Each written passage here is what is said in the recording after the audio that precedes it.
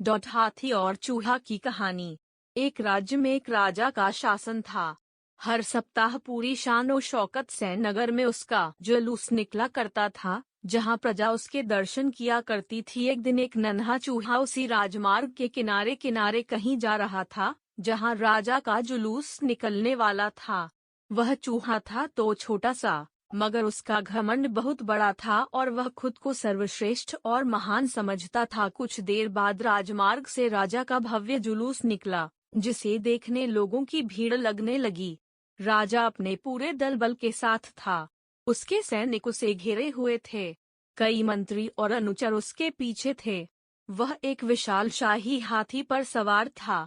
हाथी शाही था, इसलिए उसे भव्यता से सजाया गया था और उसकी शान भी देखते बनते थी।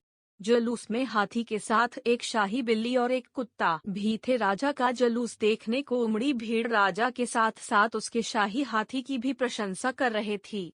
यह सुनकर घमंडी चूहे को बहुत बुरा लगा। वह हाथी को गौर से देखने लगा, फिर सोचने लगा, इसमें ऐसी क्या खास बात है जो मुझ में नहीं। मैं भी उस जैसा ही हूँ। मेरे पास भी 2 आँखें, 2 कान, 1 नाक और 4 पैर हैं। फिर उसकी इतनी प्रशंसा क्यों? उसके विशाल शरीर के कारण, लंबी सूंड के कारण, छोटी छोटी आँखों के कारण या झुर्रीदार चमड़ी के कारण? किस कारण? एक बार तुम लोग मुझे देख लो, उस हाथी को भूल जाओगे। मैं हाथी से ज्यादा महान हूँ। चूहा ये सब सोच ही रहा था कि शाही बिल्ली की नजर उस पर पड़ गई और उसकी लात टपक गई। जुलूस छोड़ वह उसकी ओर लपकी। फिर क्या था, चूहा अपनी सारी महानता भूलकर दुम दबाकर भागा। भागते भागते वह हाथी के सामने आ गया। आगे बढ़ते हाथी ने उस पिद्दी से चूहे को देखा तक नहीं और अपना विशाल पैर उठा लिया।